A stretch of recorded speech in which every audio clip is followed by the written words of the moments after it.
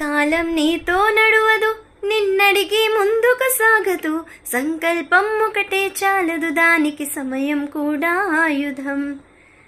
కొన్ని మాటలే కాదు, కొన్ని పాటలు కూడా చాలా అర్థాన్ని ఇస్తాయి కదండి.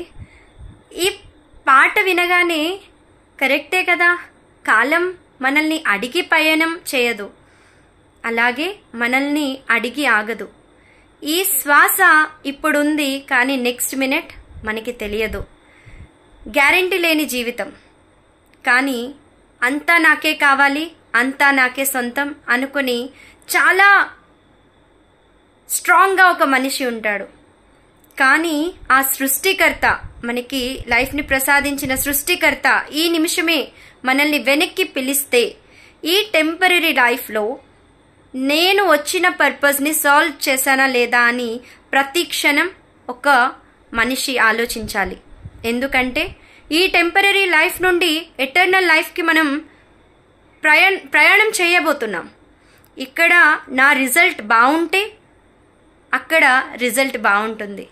ఇక్కడ నేను అన్ని బ్యాడ్ డీడ్సే చేశాను, అన్ని చెడు పనులే చేశాను, నా రిజల్ట్ డెఫినెట్గా ఫెయిల్ అయిపోతుంది.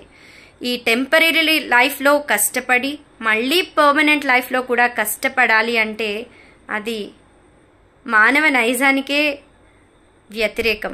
మనం ఎక్కడైనా కోరుకునేది హ్యాపీనెస్, సుఖం.